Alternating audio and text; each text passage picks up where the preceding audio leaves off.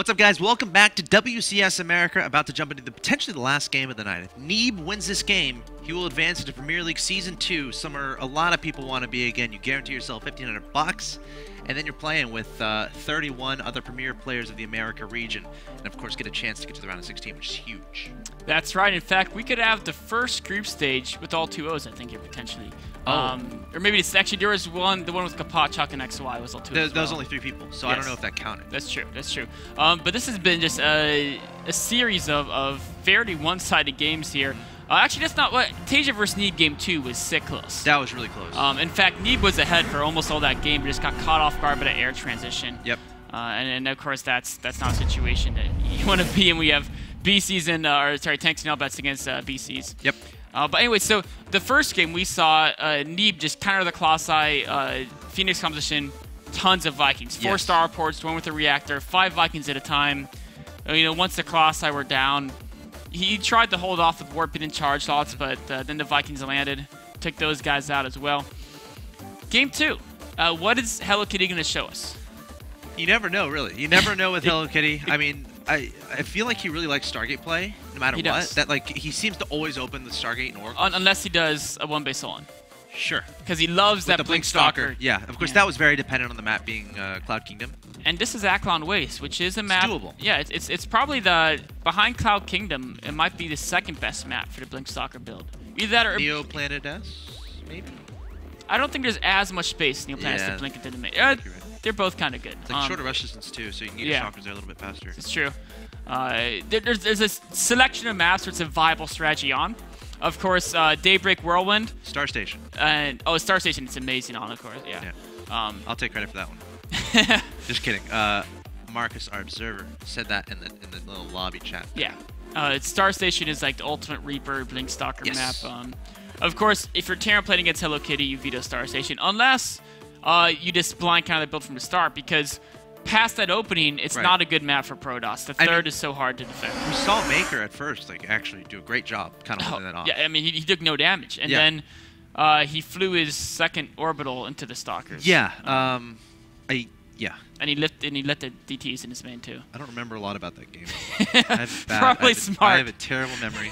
But here we are, guys, in potentially the last game of the night. Hoping you're having a good time, guys. Hoping you're having a good evening watching WCS America. Always a pleasure, to bring you all the games and show you all some high-level StarCraft too. But here we are on Aklon Waste, game number 2 in the top left-hand location. I present to you the Red Terran player from Team FXO North America.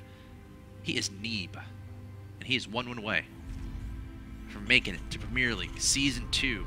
And that would be huge for him, honestly.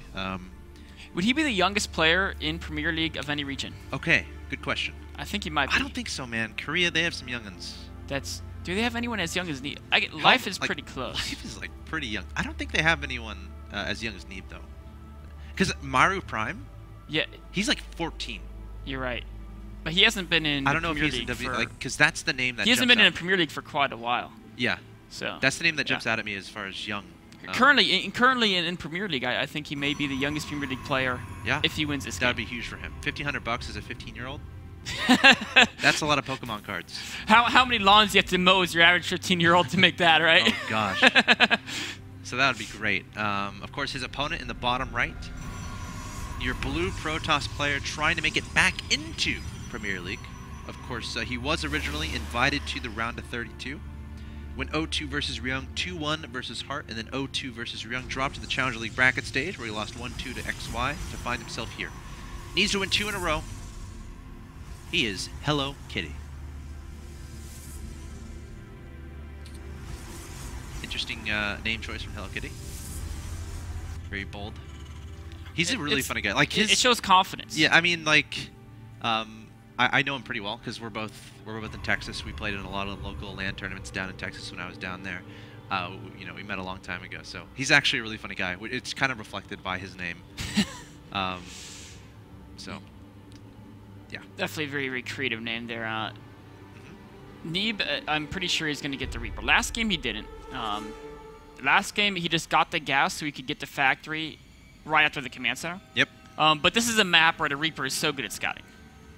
Oh yeah, lots of places to jump up into your opponent's natural, into your opponent's main base, and of course It's useful to have that Reaper roaming around the map too to watch out for proxy shenanigans, like proxy Stargate is pretty doable on this map, I think. You know, he's getting the reactor first and then command center. So yeah, it's again going to be the same build. And it's the same thing: 2 Marines, then reactor, then command center, and then at this point, there's no point in getting a Reaper. So he's not going to do it. If you want to get a Reaper again, you get early. Later on, there's too many units that can prevent it from getting that scout information. And this is an interesting build because this exact variant of the opening isn't super common. 2 Marines, then reactor, and then of course the factory, which is kind of cool. It accelerates the pace a little bit because the Reaper does cost you that 50 gas. Zealot thought he might have had a chance to get some damage done. Stalker coming forward now, so the Marine's going to stay inside that bunker. Again, actually, I was going to say again a fast target after Nexus, and I just realized Hellokitty. He made it before. He made it before Nexus, and this is a timing that might throw Neeb off because, I mean, Hellokitty loves the Nexus into Stargate, which is a fairly standard build. But you know what? He saw the Nexus timing. And he's going to see the Stargate, because remember, the Zealot and Stalker, they were set they're across out of the map. Yeah. So he's going to see the Stargate. And he can even tell what unit's being built in it. Yep. As long as you can tell the silhouette kind of, or the wireframe inside. Well, you can kind of eliminate Tempest. Yes. You need a fleet beacon. And carrier. So he's going to know what's going on. An immediate Twilight Council as soon as the scout's killed. Whoa. Is he going to go straight to DTs? I would not be surprised. I just realized, I mean, they're going to make missile turrets anyways. Oh, that's a good point. Okay, so what else could the Twilight mean? Generally, it's either Blink or... Yeah, it's kind of funny to go Blink after Oracle because one of the disadvantages of either opening Blink or Stargate play is you're delaying the Colossi or the High Templar, which means your mid-game armies get weaker. And to get both of them means you really have to get some damage done, or the 4 medevac bunch of Marine time is going to be very difficult to stop. Oh, Oracle! Gotta watch out for those Marines. There is a Widow Mine somewhere in the middle line, I think. Oh, it's at the very the top. back. It's trapped. The Oracle's trapped, and boom! Wait, boom! There it flies down into the spikes down there. Aklon Wastes. Hellokitty's had poor luck with his Oracles against Widow Mines. Yeah.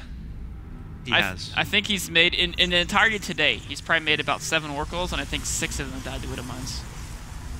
Somewhere in that region. Very bad luck there from Hellokitty with those Oracles. It's hard to spot those Widow Mines sometimes. Well, if the first Oracle died, you just go ahead and get a second one. And this second one, I think, is going to be used more for high ground vision plus Envision to help the Blink Stalkers out against the Widow Mine. And this is actually an interesting push out here. Just a very few set of Marines here with no upgrades. There's no stim, no combat shield, and a medevac. And baiting a photon overcharge at the natural and then picking up and going to the main kind of a thing? Yeah, I think he has to use a photon overcharge. He has no units, right? Correct. But it's not like that's a huge cost to him. Just gonna do it. You better photon overcharge, quick! Oh, he waited too long, and the Mothership Core is going to go down. Pick up and get out of there. That's a big win. The Mothership Core is so important to Protoss vs. Terran. The Time Warps are so useful in the mid-game army and Photon Overcharge against drop play. And now he's not going to have a second Photon Overcharge for quite a long time because he has to rebuild that. Of course, he has enough warp pins, he can deflect this drop, but without the energy on the Mothership, there's so many Terran timings where you really want to have 2 Photon Overcharges available so that you can buy more time, and we could be seeing some type of Hellbat Stim Pack aggression. Where's the Oracle, by the way? Sorry. That's a good question. Yeah, I know it's on the map somewhere. Oh, there it is. Okay. Yep, back in the main. Thanks, Marcus. So we'll have to see if he sends that across the map. And Neeb actually can try to engage, trying to take down the sentries. That's a great move. Oh, and he's going to get out there. Oh, no. He was thinking about dropping on the second sentry. Blink is done. Is it? Yeah, it is done. He could have blinked after that. Yeah, maybe he didn't want to reveal it, or maybe forgot he had it. Probably didn't want to reveal it, I would say.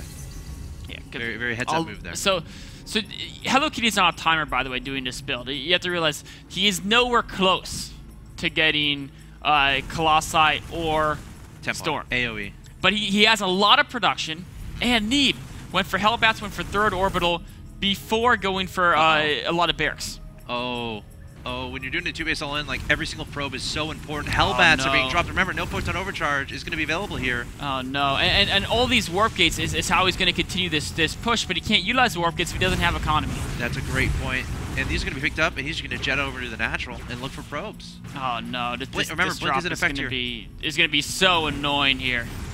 Gosh, more probes going down. He's pushing at the front, though. Hellokitty pushing up the front. 89 to 69 is the supply advantage here for Neeb. The Hellbats destroying every single probe. We have 20 workers killed. Can the Stalkers win this game? I just saw every single probe in natural just go down there. Toasted. And I mean, the thing with Blink Stalkers is he's going to have to micro his heart out here. He's not done with the Hellbats, by the way. He's going into the main. I'll have to see what he can do with that. Oh, finally gets taken out. Meanwhile, the Stalkers, they pretty much have to single-handedly win this game. And so the thing about this Blink Stalker deck is normally you trade efficiently and you constantly reinforce and you overwhelm with reinforcements. Yeah. The problem is that how many probes does he have? If we can get a look at the 19, no, 20. Oh, yeah, that's not enough to reinforce a lot of Stalkers. Oh, well, this is kind of good. He can attack the third. Yeah, I mean, the orbital could get killed. He could force field the ramp, actually. He could force field this ramp and prevent the Neeb from getting to low ground. Is he going to do it? Be fancy.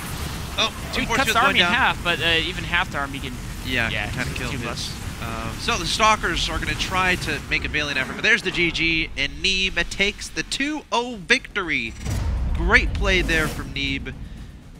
Hellbat play was pretty good too. It was. Singeing away all the probes. And again, when the Protoss is going for like this 2-base, really heavy timing push, really heavy all-in type play, every single probe is so important because that represents your economy, represents your resources, used to warp in all your units to go for that attack. Protoss is unique in that aspect, in that when they attack, they're not just attacking with their army itself, but also with the warpins during the battle. Right. And you get rid of those warpins during the battle. And like right here, if he had 7-8 Stalkers being warped in every 30 seconds... Oh, yeah. Doable. Yeah, it's doable. I mean, it's not like he wins easily, but it's definitely doable to make this work because as long as you keep blinking, you build up that critical mass of Stalkers and you keep your opponent's unit count low and you can make magic happen. But right now, like, there's no warpins. There's 0 warpins. It is still the same few Stalkers. Even if he trades efficient, he picks off a few units here and there. You can see that taking off a Marine here, a Marine there. But there's more Terran units piling out of the barracks every second when it's like he can warp in 2 sentries. You know, yay.